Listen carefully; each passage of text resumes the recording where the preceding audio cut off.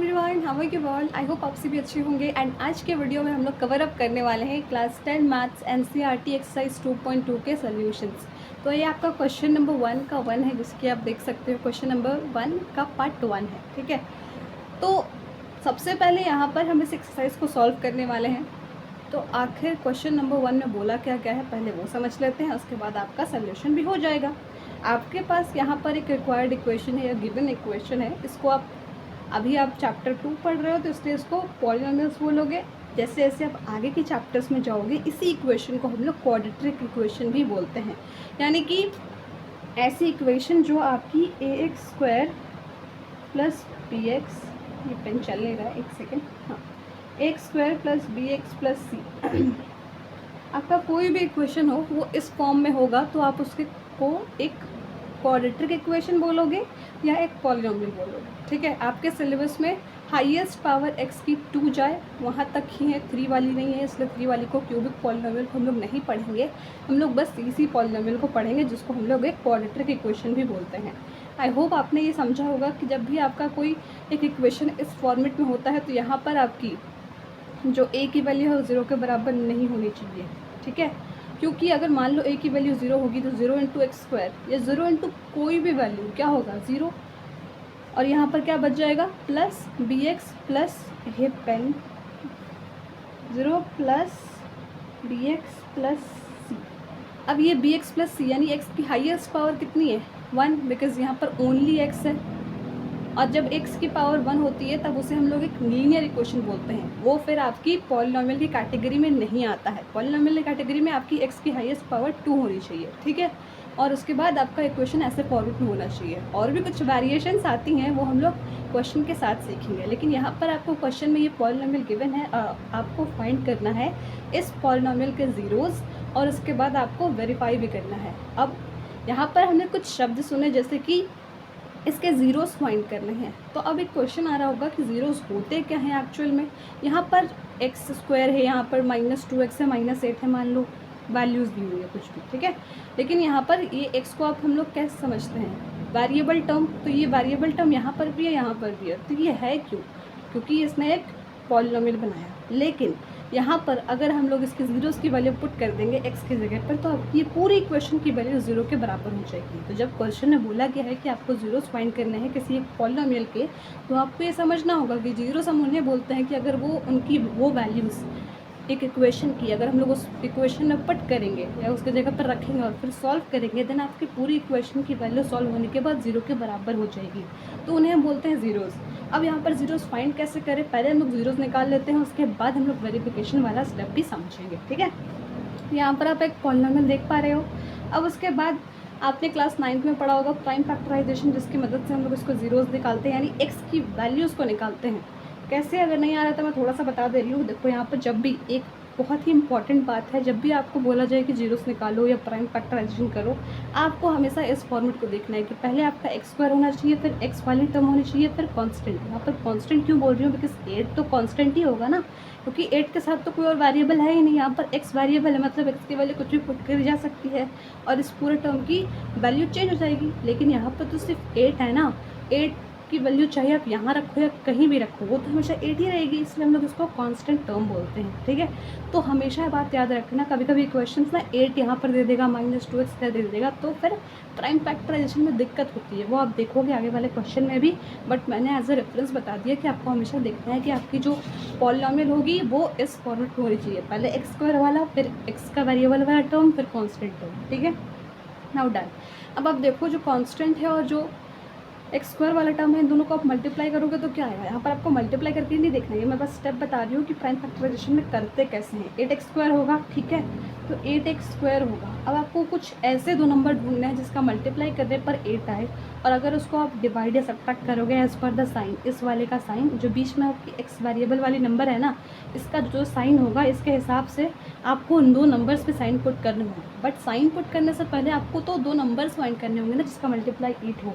तो यहाँ पर 8 × 1 भी हो सकता है और 4 × 2 भी हो सकता है। ठीक है, लेकिन उसके बाद एक और कंडीशन आती है, मान लो आपका 8 × 1 हुआ और 4 इंटू 2 हुआ, यहाँ पर 8 इंटू 1 8x² तो हो गया, -8x² है बिकॉज यहाँ पर माइनस है, ये साइन भी आपको याद रखना है। तो मान लो हम लोग -8x कर देंगे, ठीक है, तो वो 8x² हो जाएगा। लेकिन आपको एक और कंडीशन दी जाती है कि जो मल्टीप्लाई होगा उसको अगर आप जो दो नंबर्स ले रहे हो उन दोनों का ऐड सब्ट्रैक्ट करोगे तो आपके पास 2x आना चाहिए। यहाँ पर अगर हमने यहाँ पर -8 लिया है, क्योंकि बड़े वाले नंबर पे जो साइन होता है वही आपके रिजल्ट के वैल्यू में आता है। यहाँ पर -8x² है तो बड़े वाले नंबर पे आपको माइनस तो लेना ही पड़ेगा, तो -8 आएगा।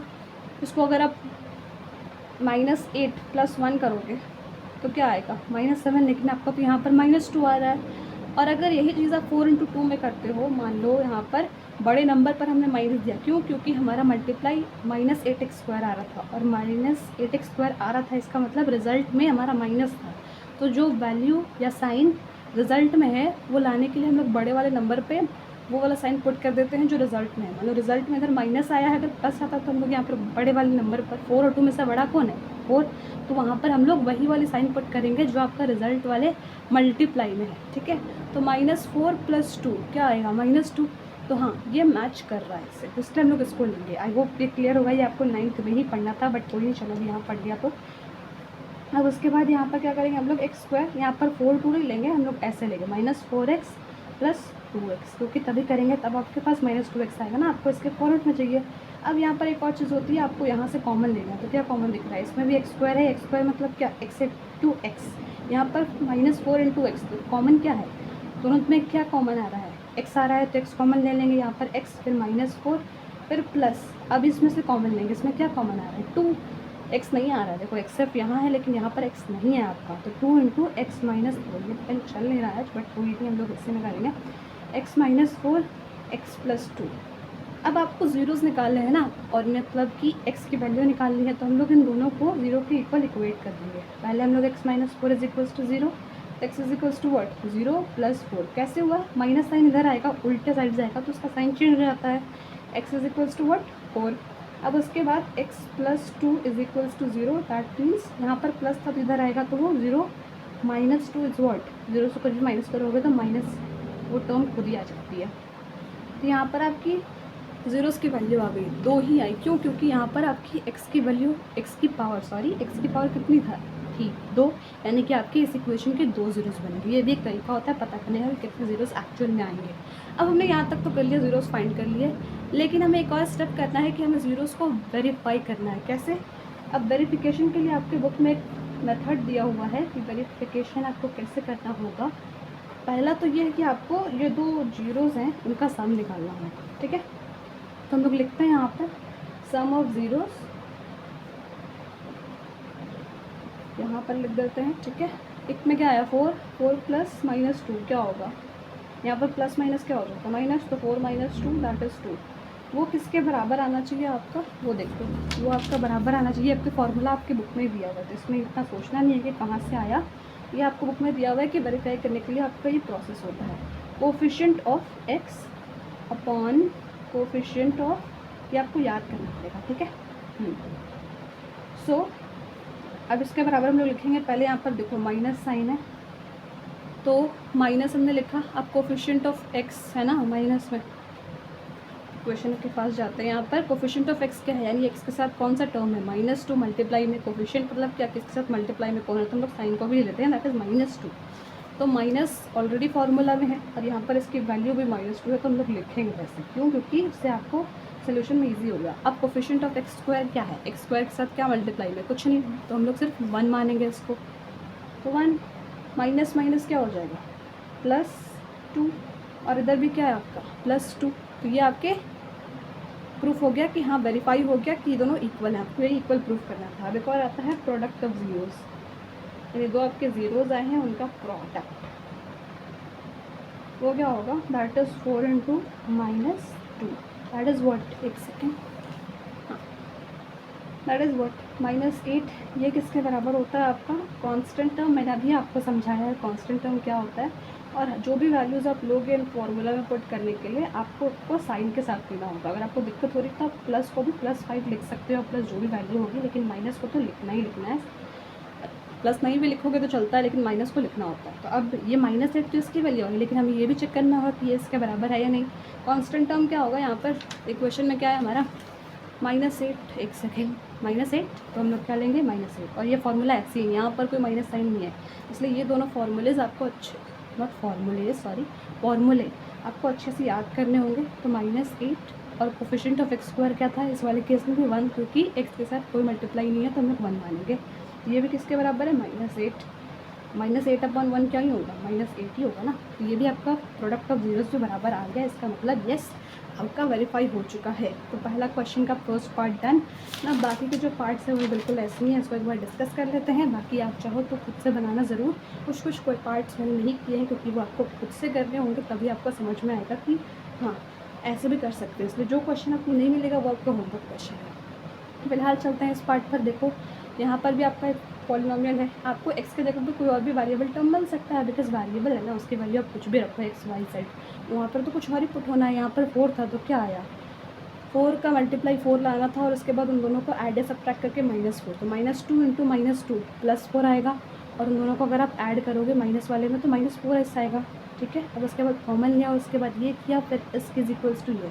अब उसके बाद यहाँ पर आपको मैंने थोड़ी जगह छोड़ी है क्योंकि यहाँ पर वापस से चलो रिवाइज करते हैं प्रोडक्ट ऑफ जीरोस और सम ऑफ जीरोस वाला वेरिफिकेशन। मान लो इतना तक तो आप कर लोगे बिकॉज 9th में भी आपने पढ़ा है, लेकिन यहाँ पर सम ऑफ जीरोस का हम लोग वेरीफाई भी करेंगे। तो कैसे, यहाँ पर आपका 1 0 कितना आया, 1 नहीं, दोनों यहाँ पर बराबर है। तो कई केसेस ऐसे भी होते हैं जब आपके जीरोस ना एक ही हो, यहाँ पर भी आपकी इसकी वैल्यू 1/2 होगी, यहाँ पर भी इसकी वैल्यू 1/2 होगी। तो यहाँ पर सम ऑफ जीरोस करेंगे तो मान लो हम लोग यहाँ पर कर लेते हैं दैट व्हाट 1/2 + 1/2, ठीक है।